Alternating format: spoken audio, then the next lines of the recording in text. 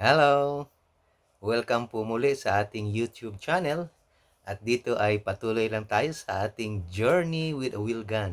Patuloy lang tayo sa ating enthusiasm or sa ating interest sa mga revolvers. So mula nung na-acquire natin yung ating arms core na M206 ay na-experience na natin itong ipaputok. At base sa naging karanasan natin, so far naka 200 rounds na tayo sa ating ang nasubukan nating na ipaputok sa ating arms core M206. At so far naman, maganda. Maganda yung performance ng baril. Naiputok natin lahat yung mga 200 rounds so far na nasubukan natin nang walang nagiging aberya sa baril. So, lalo nating nai-enjoy yung pagpapaputok ng revolver sa range, ano?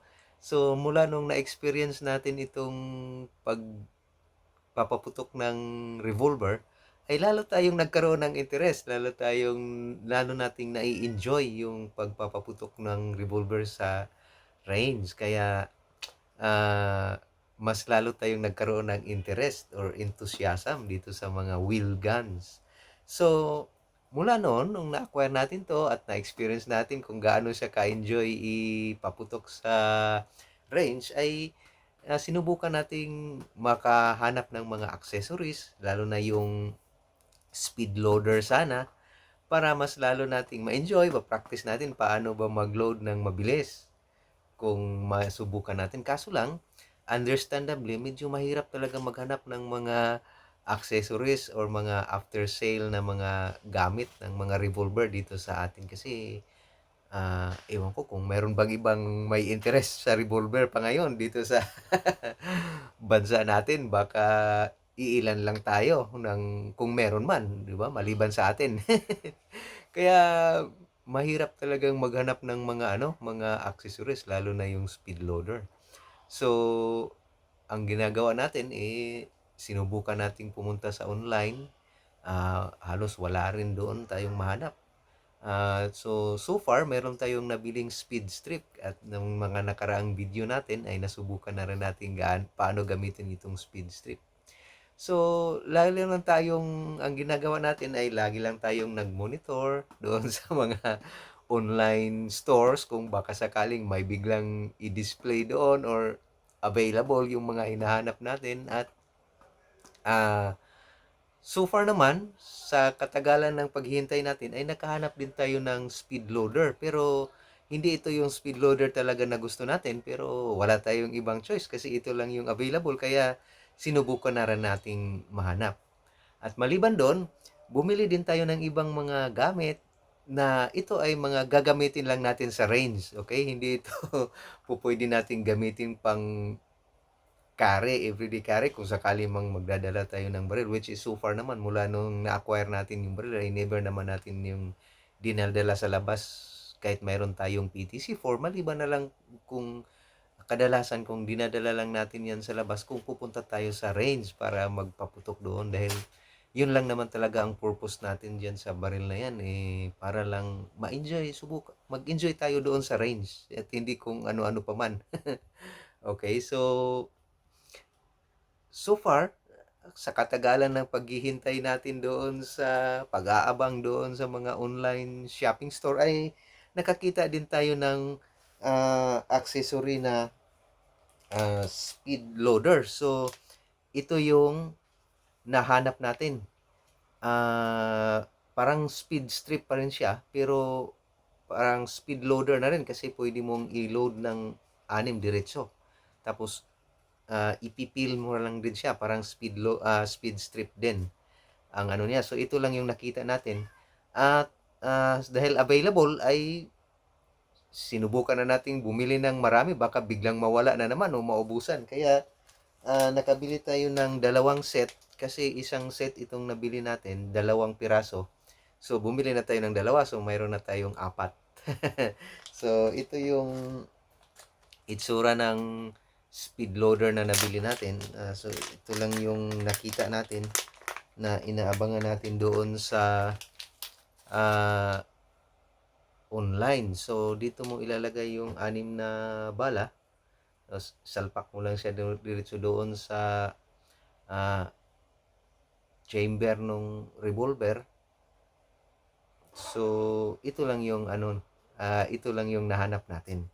So, ito yung isa sa mga pagpapraktisa natin kung sakaling gumanda na yung panahon, makabalik tayo dun sa range, ay meron na naman tayong nasabikan na pagpapraktisan doon sa range kung ano ba ito, maganda ba ito. So far naman, sinusubok-subukan ko, mabilis naman siya i-load, pero parang hindi rin naman masyadong malayo yung bilis niya doon sa speed strip kasi matigas siyang hilain.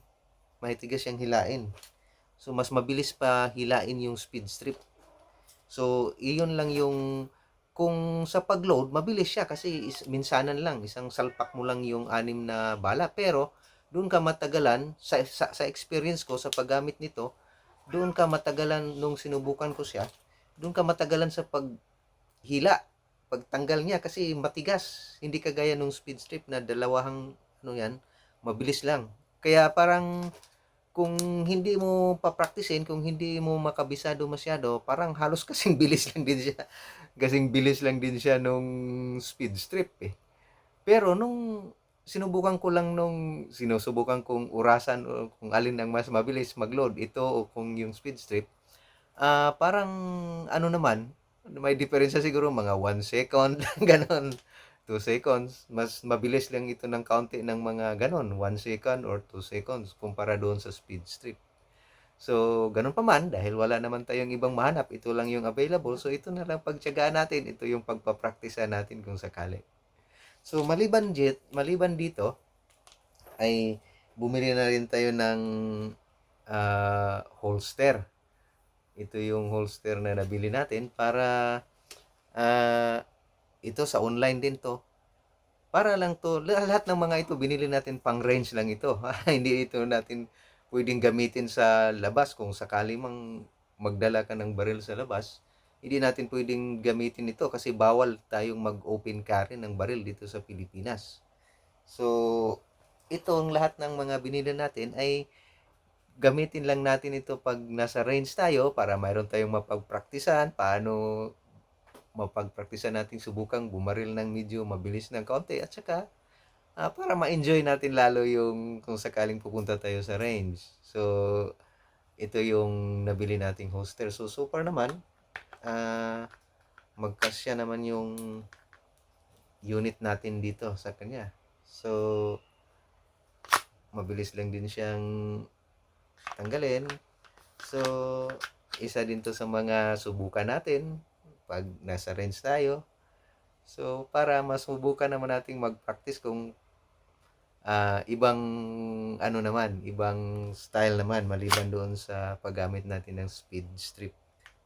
Okay? So, maliban dito sa speed strip at saka sa holster, ay nakahanap din tayo sa online ng ganito, yung pouch na para pang speed loader. So, tig-dalawang bawat isang ganito, dalawang pouch siya. So, bumili na rin tayo ng dalawa para apat yung malagyan natin doon sa apat nating nabili na speed loader. So, ito yung itsura naman niya. Ganyan, speed loader. Tapos dito mo ilagay yung Tapos pwede rin ilagay sa belt to. So far, sinubukan natin ito, magkasya naman yung speed loader na nabili natin dito at maganda naman siya gamitin. Pero, yun nga lang, hindi pa natin ito nasubukan kung paanong magiging performance dito sa performance natin kung sakaling subukan na natin doon sa range. So, medyo matagal-tagal tayong hindi nakapunta sa range kasi nga medyo masama yung panahon. Lalong madalas yung malakas na ulan dito sa Metro Manila. Kaya, so ito, habang hindi tayo nakapunta sa ay naghahunting tayo sa mga online kung anong pwede nating mabili na magamit natin, mapagpraktisan natin sa range. So, ito yung mga so far na updates natin ngayon sa ating journey with the wheel gun. So, uh, ito yung magiging setup natin kung sakaling dadalhin natin ito sa range.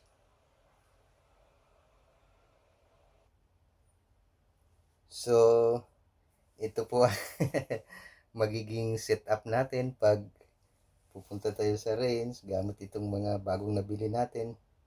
So, ito yung sa speed loader.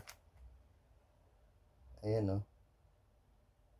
So, ito naman yung sa holster natin. Kaya, maano naman siya.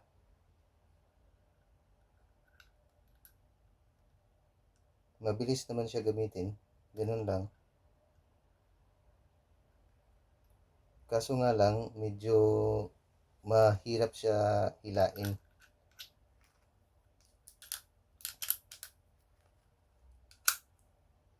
Yan. So, mabilis lang naman siya i-load.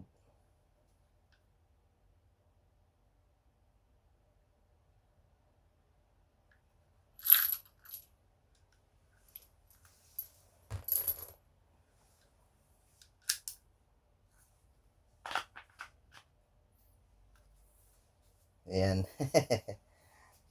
So, pero, itong mga ganito ay pang range lang para lang may mapag-practicean tayo. Subukan naman natin yung mga pang tactical na galaw.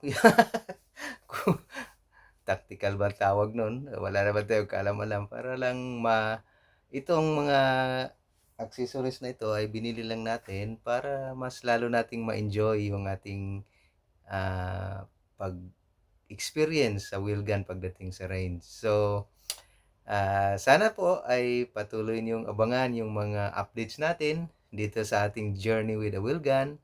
At lalong-lalo na kung may awa ang Diyos ay makabalik tayo ng range at masubukan nating paano gamitin itong mga bagong bili natin. So, yan lang po muna ngayon. Maraming salamat.